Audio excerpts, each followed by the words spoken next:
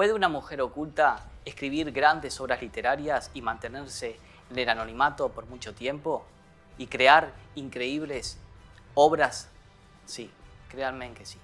Soy Ignacio Odín Porras, asesor del ex embajador del Principado de Andorra, director de notas culturales. He creado exposiciones de arte, conferencias, documentales, infinitas cantidades de premios gubernamentales entre ciudadanías ilustres, placas a la trayectoria y premios póstumos. Hoy quiero hablar y compartir con todos ustedes, cada domingo de cada mes, obras sobre escritores y poetas uruguayos aquí en el canal 11 Punta del Este y en todas sus redes de manifestación de proyección. Hoy en Gloria y Muerte, Harmonia Somers, la mujer oculta.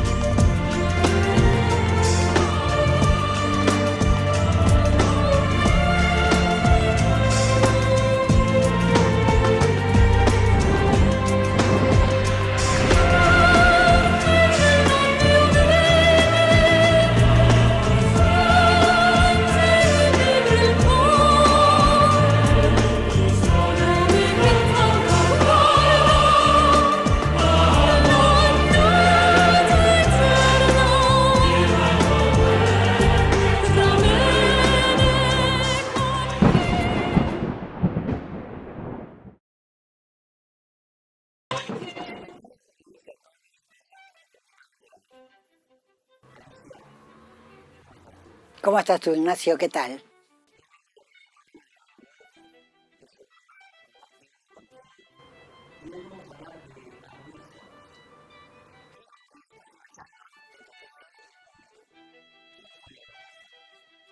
Harmonia Somers, que no se llamaba Harmonia Somers, se llamaba Harmonia Liropeya Echepare Locino.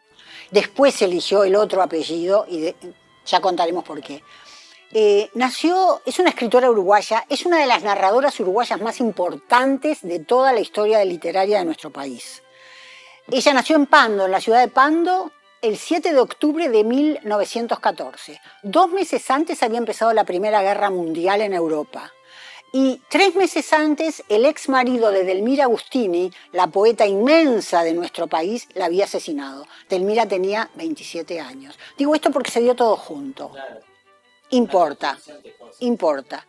Y 6 meses antes, en París, Simone de Beauvoir había publicado ese libro que es como un antecedente importantísimo del feminismo, que es El segundo sexo. Digo esto porque una de las emblemáticas frases de Simone de Beauvoir es: la mujer no nace, se hace. Y eso es lo que Harmonia hizo con su vida y con la vida de sus protagonistas femeninas. Ahora, vos me decís, bueno, ¿quién es Harmonia? Harmonia vivía en Pando, como te dije, siguió la carrera de magisterio, se recibió de maestra, se vino para Montevideo, el padre murió, se quedó con la madre y las 2 hermanas. Ella tuvo que mantenerlas durante toda la vida, madre y hermanas, las 2 hermanas.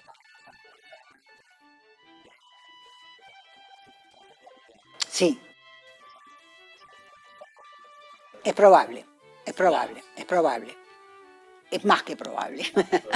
Bueno, entonces Harmonia empezó su carrera de magisterio, que era todo un prestigio increíble, tenía la carrera de magisterio en aquella época, porque era lo que casi todas las chicas podían estudiar, no podían estudiar cualquier otra cosa. Estamos hablando de hace mucho tiempo, más de un siglo. Y además después fue directora del Museo Pedagógico, hizo toda una carrera en el magisterio, fue maestra, fue directora del Museo Pedagógico, fundó y dirigió en el Museo Pedagógico de Montevideo un departamento de documentación, por el cual después fue becada por la UNESCO a Europa para estudiar ese tema, tuvo otras becas en Europa, en Estados Unidos, o sea, hizo toda una carrera, pero paralelamente, esa era Harmonia Echepare, la maestra, la pedagoga, como se decía antes. Paralelamente, a los 36 años, publica este libro, La mujer desnuda, su primera novela, un libro que firmó como Harmonia Somers y no como Harmonia Echepare. Y esto ya empieza hablar de una leyenda de Armonía que es la siguiente. ¿Por qué cambió su apellido?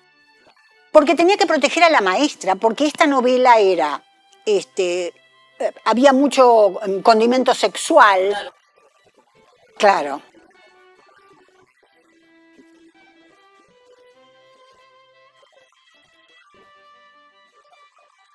Sí, sí, sí, sí. Claro, ella está en una lista, digamos, en un catálogo que uno de nuestros mayores críticos literarios, Ángel Rama, allá por los años 60, habló de los raros uruguayos en la escritura. Lo inicia con el conde de Lautréamont, Isidore Ducasse, que aunque era hijo de francés, nació en Montevideo, vivió poco acá, al adolescente se fue a Francia y al poco tiempo murió y desapareció su rastro. Pero es un escritor maldito, de los escritores malditos, los que tienen como una literatura del mal, una literatura de lo demoníaco, de lo abyecto, y ahí también, no solamente, hay raros como Felisberto Hernández o como Marosa Di Giorgio, dos grandes de nuestra literatura, que no van por ese lado, van por el lado de la extrañeza, de la rareza. Sus literaturas no tienen demasiado que ver con el mundo real. Exacto. Ella sigue siendo una de las raras. Su literatura es de las raras. Pero lo que te decía de la mujer desnuda, ¿por qué causó el escándalo que causó en la ciudad de Montevideo? Un escándalo acotado a lo que podía ser un escándalo en 1950. Pero bueno, sí, Pero lo fue. No un escándalo como el de hoy que los medios todo lo magnifican, en aquella época no. Pero sale una novela firmada con un nombre exótico, Armonía Somers, nadie sabía quién era. La mujer desnuda, lo empiezan a leer y ¿qué pasa en La mujer desnuda? Hay una protagonista femenina, la mujer desnuda, que se llama Rebeca Linke, que el día de su cumpleaños, número 30, se levanta, se corta la cabeza rueda, y cuando se empieza a desangrar, recoge su cabeza del piso y se la coloca, dice el texto, como un casco de combate, y así desnuda se va al mundo, y hace como un camino de libertad, de rebeldía. Va por el mundo siendo más que un objeto de deseo, como solía ser la mujer, un sujeto de deseo. Ella desea. Claro. Y va y se enamora y despierta el apetito en una aldea de los hombres, el apetito sexual y el odio de las mujeres. Y pasan un montón de cosas increíbles en esa novela, que no estaba habituada la sociedad de Montevideo a leer eso. Sí. Hoy en día sí. Totalmente, totalmente. En ese momento, en los años 50, no se hablaba acá demasiado del feminismo. No había, pasó mucho tiempo de los 50, ¿no? Entonces todo fue un escándalo porque como una mujer desconocida, además dijeron, ¿quién es Armonía Somers? Debe ser un seudónimo, o será extranjera una traducción, o será un hombre con seudónimo femenino, o será, dijeron, Carlos Real de Azúa, o será Carlos Brandi, el poeta que publicó junto a su amigo crítico de cine Álvarez, la novela en una revista, porque esta novela se publicó en una revistita, que después se fundió, y Armonía siempre decía, se fundieron por mi culpa, por publicarme la novela en la revista. La cuestión es que nunca se supo todavía en ese momento quién era Armonía Somers. Sin embargo, no fue lo primero que escribió, aunque se publicó en 1950. En 1948, según ella cuenta en un montón de entrevistas, escribió su primer cuento que se llama El derrumbamiento, que es mucho más, si se quiere, blasfemo, peligroso, nada, por eso el seudónimo. Porque si se hubiera sabido que era la maestrita, que era adorada por los niños, que era dulce, tierna, ¿cómo podía escribir esas cosas donde el sexo era de una libertad? Armonía fue de las primeras escritoras uruguayas que en la ficción habló de homosexualidad, de lesbianismo. Importantísimo. En los cuentos, ¿no? Es ficción. No lo sabe. No. No sabe. Exacto, no. Es totalmente. Ella siempre estaba como liberando el inconsciente. ¿Qué piensan los hombres y las mujeres y no se animan a decirlo? Bueno, ella quería decir todo eso que suponía que los hombres y las mujeres no se animaban a decirlo a través de personajes literarios que ella inventaba. El primer cuento que escribe, como te digo, que además ella contaba que lo escribió sobre las rocas de Positos Nuevo, sentada, había mucho viento, el viento le volaba las hojas y además había algo demoníaco. Como si ese momento de origen de su literatura estuviera protegida por Mefistófeles o por el demonio o por lo que sea, porque hay algo del mal en sus cuentos, como lo había en Lautréamont. Lautréamont en su poesía habla del mal, pero buscan la belleza del mal. El arte la gente tiene que entender, no es que dé miedo, hay que encontrarle la belleza al mal, la belleza a lo corrupto, como Baudelaire con las flores del mar, la belleza de las flores corrompidas. Que cuentan una realidad. Exacto, exacto. Pero Armonía Sommers, en este concepto, ella escribe, digamos, lo que sucede, lo que siente, pero estamos hablando de 1950. Que ahora, hoy sería común. Totalmente. Hoy la mujer desnuda, ella misma lo dijo muchos años después, en aquel momento fue un escándalo. Si fuera hoy, era una novelita rosa más. Porque realmente la lees hoy y decís, pero esto pudo causar el escándalo que causó, sí, porque acá nadie estaba acostumbrado a que una escritora mujer hablara del deseo femenino.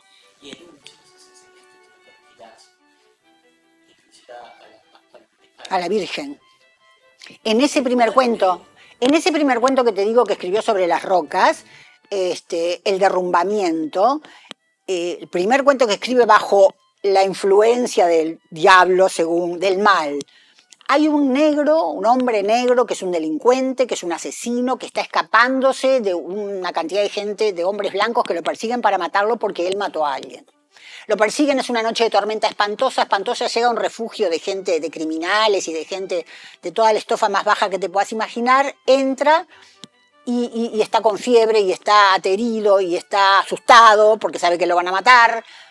Y ve una imagen de la Virgen chiquita ahí, como que alguien dejó en ese lugar donde duermen todos los hombres, y la Virgen le habla, y la Virgen le dice que por favor que le acaricie las piernas para derretir la cera de que está hecha, porque ella tiene que levantarse y andar, porque tiene que ir a perseguir a los hombres que mataron a su hijo. Y él dice, no, ¿cómo le voy a acariciar las piernas? Voy a acariciar las piernas, pero viene toda una cuestión erótica después. La caricia de las piernas pasa otra cosa, el negro está aterrado, pero la Virgen María le dice que siga. Pero ¿sabes lo que hay? Hay una cosa muy parecida a la mujer desnuda. La mujer desnuda se corta la cabeza y cuando se la pone es otra. Y se va a caminar, y caminando se busca a sí misma. ¿Quién soy y quién quiero ser? Quizás ella, su Santoni, trató de buscar su yo interior. Claro. Porque a través de eso, ella pudo lograr. Exacto. Transmitir lo que sentía, lo que debería de decir y lo que tenía que decir. Sí. Porque ya dejó un legado muy importante. Dejó un legado importantísimo, porque además no es solamente por los temas que escribe, por los temas que trata, es por cómo los escribe, porque lo más importante en un escritor, narrador o poeta es el lenguaje. Y el uso del lenguaje de ella es una cosa, es ríspido, es difícil, está provocándote reacciones extrañas a vos como lector o como lectora, y todo eso hace el mundo sommersiano. Bueno.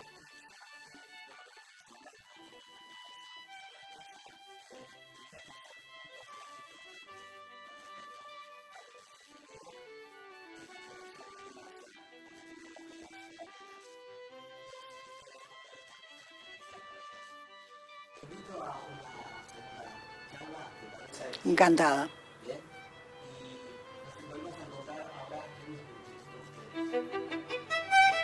Agencia de viajes HC Viajes. Vive una experiencia única con precios increíbles. Vuela junto a HC Viajes alrededor del mundo. Vuela con tus sueños. Te acercamos al mundo. Los mejores paquetes de turismo. Vive una experiencia única con precios increíbles. Contactate y busca tu mejor destino de viajes. 094-426280. Con HC Viajes viví una experiencia única. Editorial Lesa. Editorial Lesa se especializa en material dedicado a los docentes. Libros de pedagogía, psicomotricidad e infantiles, entre otros. Los mejores libros en distintas áreas. Envíos a todo el país. Directora Anabela Bauzá. Contacto 094-426-280. Editorial Lesa. Clínica Odontológica Dr. Brackets. Es el momento de sonreír más. Odontología en general. Colocación de brackets en el día. Retomamos ajustes de otras clínicas. Colocación de prótesis. Ubicada en Zona América y en Tres Cruces. Contacto 096 063 614. Clínica Odontológica Dr. Brackets. Estimado público, volvimos de vuelta para charlar sobre Armonía Somers con la destacada Alicia Torres, que me acompaña aquí en este primer programa.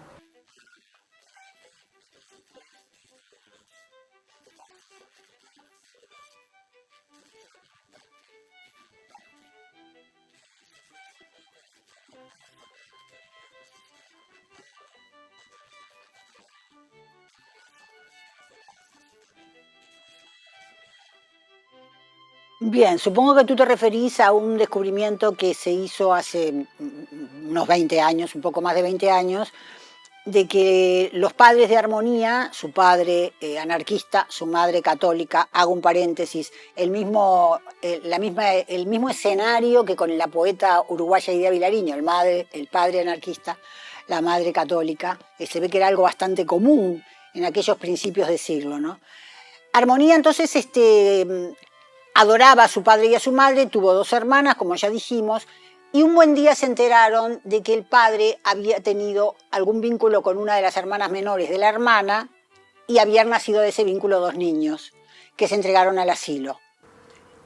O sea que las hijas, en realidad las hijas legítimas no están así porque los padres de ella parece que tampoco estaban casados. O sea, era una cuestión medio familiar, que era bastante común en esa época. Había como unos modelos culturales patriarcales donde el hombre era el que decidía qué cuerpo y qué mujeres o qué hombres pasaban por su cama. Es muy difícil juzgar con tan pocos elementos una historia personal e íntima que además Armonía siempre ocultó.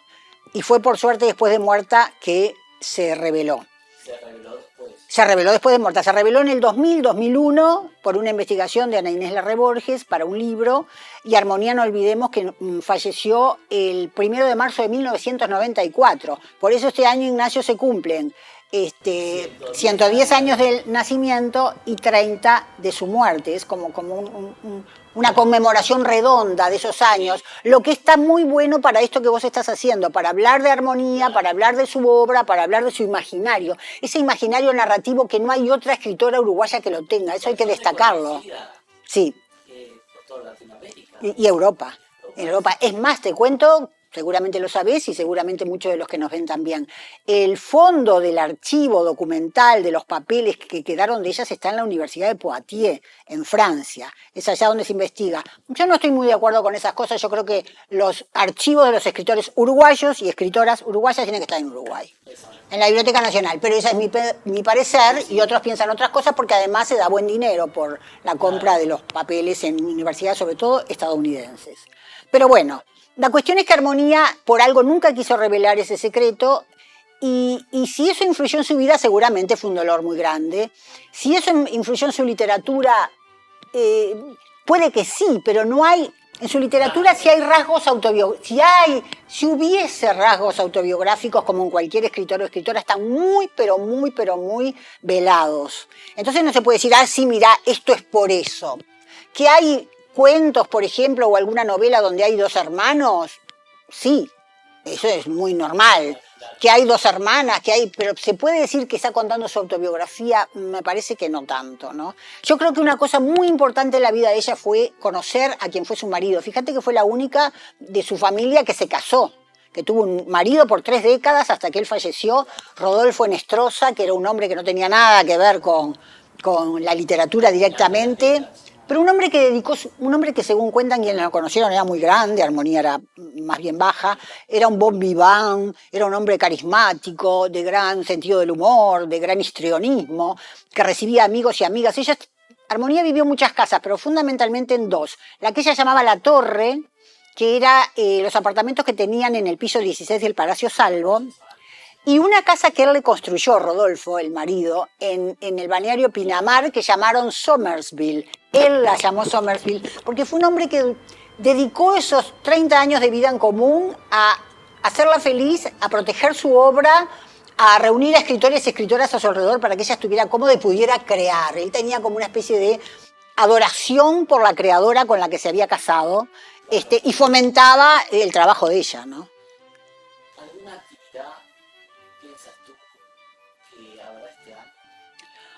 Bueno, ojalá, ojalá. Acá, En este momento tenemos que hacer hincapié con sí, Mira, el parte fundamental, sí, sobre todo eso, que te voy a necesitar. sí, porque son 2 aniversarios, Será nacimiento y muerte. Y acá no sé por qué, Ignacio, se acostumbra a conmemorar o celebrar los centenarios, los 100 años, no sé por qué, pero si vos pensás un poco, siempre. 100 años, el año pasado 100 años de este, el otro año 100 años del otro, estos aniversarios así medio quebrados, no sé. Yo creo que el mejor homenaje que se le puede hacer a una escritora, a un artista plástico, a un músico, a un cineasta, a un actor o actriz es conocer su obra, leerlo, ir al museo a ver ir al concierto, recordarla.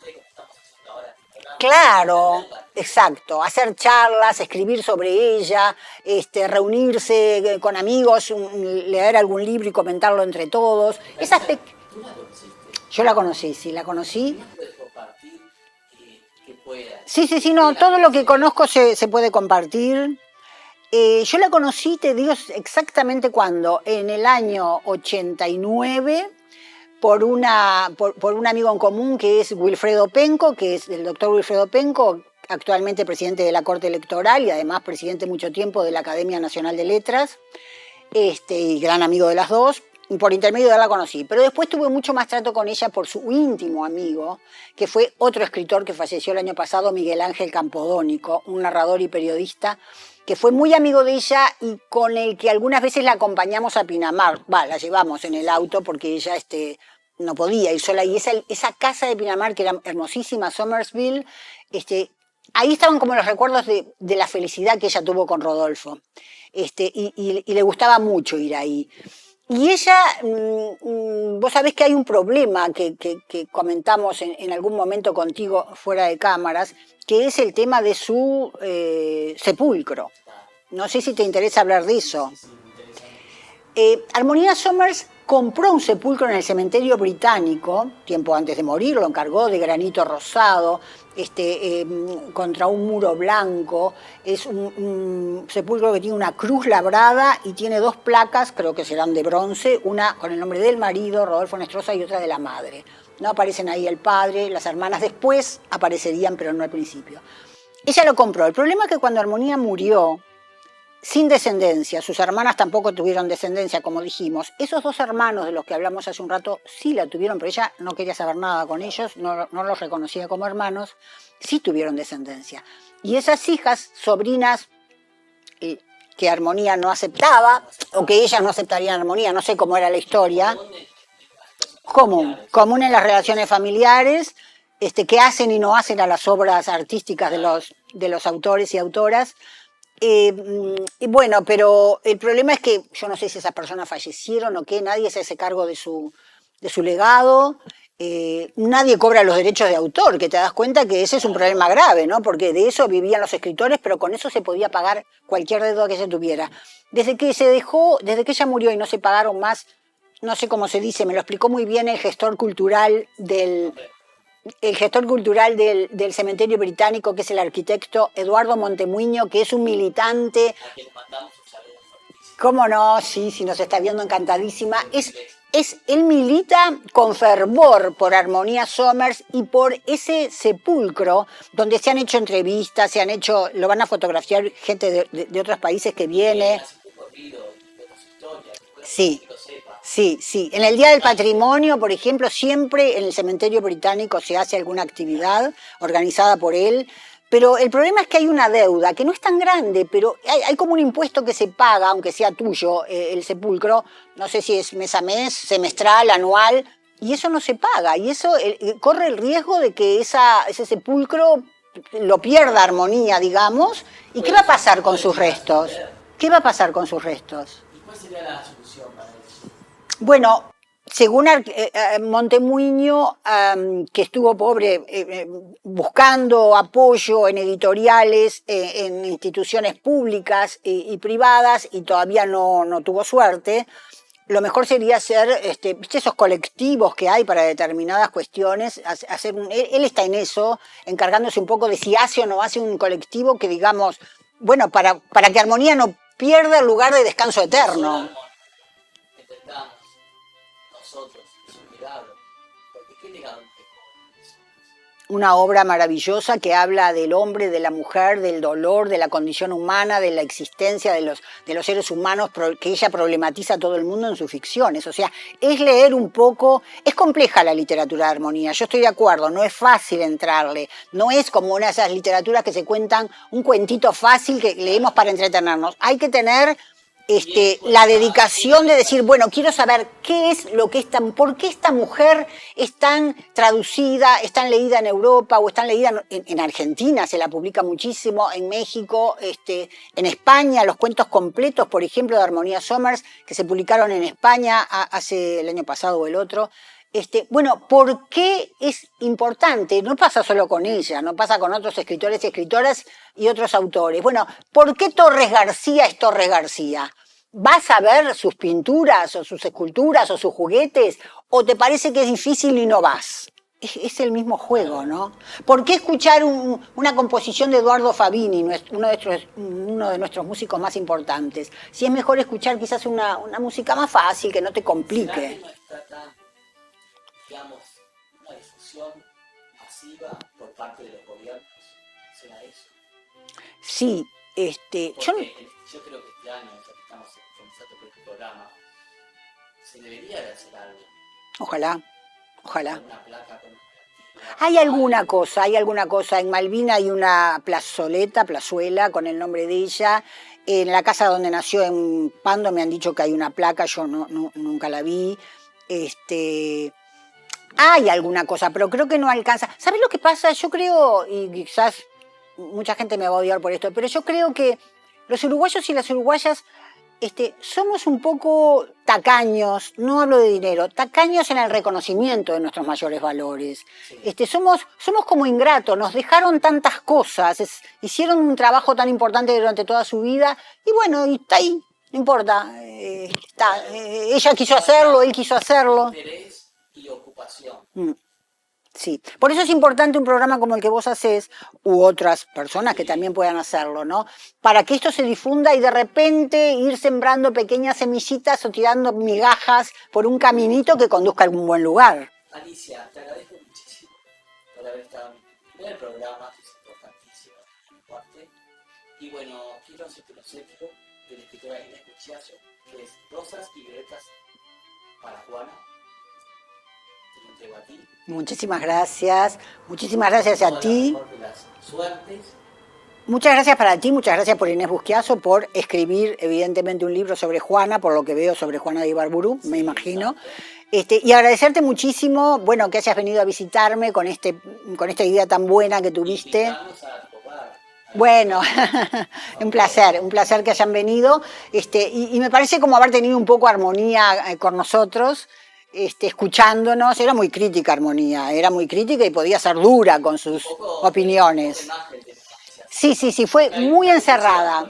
Fue una mujer que vivió muy encerrada, salvo en su vida de maestra, que ahí salía al mundo, pero en su vida de escritora fue muy encerrada, muy recoleta y tenía un grupo de amigos pequeños y era con los que se veía, pero no era amiga en esa época tampoco era que los escritores o las escritoras fueran a la televisión o estuvieran en los medios, no había TikTok, no había redes como hay hoy, y ella si daba entrevistas, que pocas dio, exigía que las preguntas vinieran por escrito y ella contestarlas por escrito y revisarlas antes de que se publicaran.